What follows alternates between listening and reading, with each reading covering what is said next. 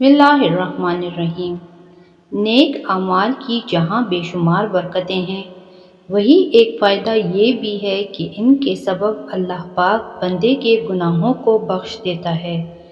احادیث مبارکہ میں بہت سی ایسی عبادات، اعمال اور دعائیں بیان کی گئی ہیں جن کے سبب بندے کے گناہ مٹا دیے جاتے ہیں۔ آئیے 9 ایسی نیکیوں کے بارے میں فرامین مصطفیٰ ملاحظہ کیجیے جن پر گناہوں کے مٹنے کی بشارت ہے۔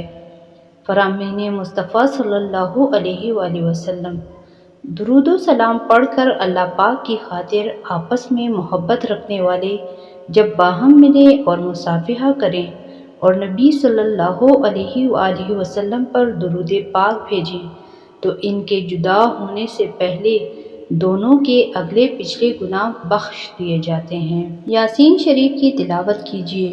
جو اللہ پاک کی رضا کے لیے سورہ یاسین پڑھے تو اس کے گزشتہ گناہ بخش دیے جائیں گے، لہٰذا تم اسے مرنے والوں کے پاس پڑھا کرو۔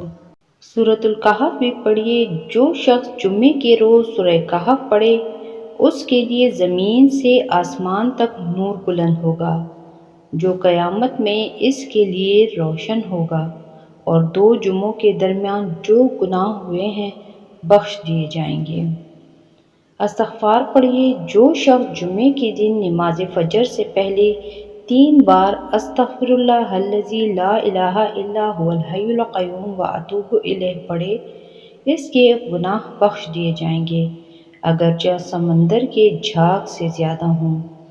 اولاد کو قرآن پڑھنا سکھائیے۔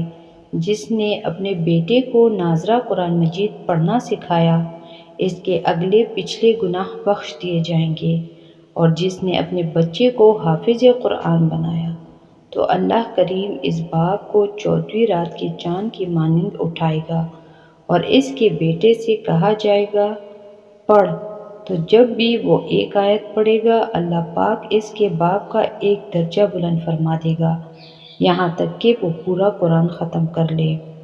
اشراق اور چاشت نماز پڑھیے۔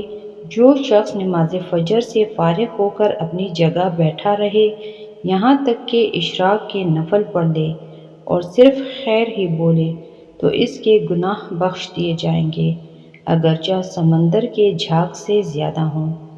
ام المومنین حضرت عائشہ صدیقہ رضی اللہ عنہا فرماتی ہیں، میں نے نبی پاک صلی اللہ علیہ وآلہ وسلم کو فرماتے سنا، جو نماز فجر ادا کرنے کے بعد اپنی جگہ بیٹھا رہے اور کوئی دنیاوی بات نہ کرے اور اللہ پاک کا ذکر کرتا رہے، پھر اشراق کی 4 رکعتیں ادا کرے تو گناہوں سے ایسے پاک ہو جائے گا جیسا اس دن تھا جس دن اس کی ماں نے اسے جنا تھا کہ اس پر کوئی گناہ نہ تھا۔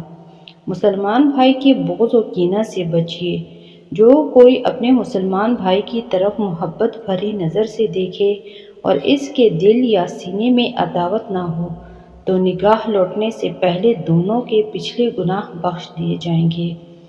لباس پہنتے وقت یہ دعا پڑھیے۔ جو شخص لباس پہنے اور یہ دعا پڑھے، الحمدللہ الذی کسانی ھذا ورزقنیہ من غیر حول منی ولا قوہ، یعنی تمام تعریفیں اللہ پاک کے لیے ہیں جس نے مجھے یہ لباس پہنایا اور میری طاقت و قوت کے بغیر مجھے یہ عطا فرمایا، تو اس کے اگلے پچھلے گناہ بخش دیے جائیں گے۔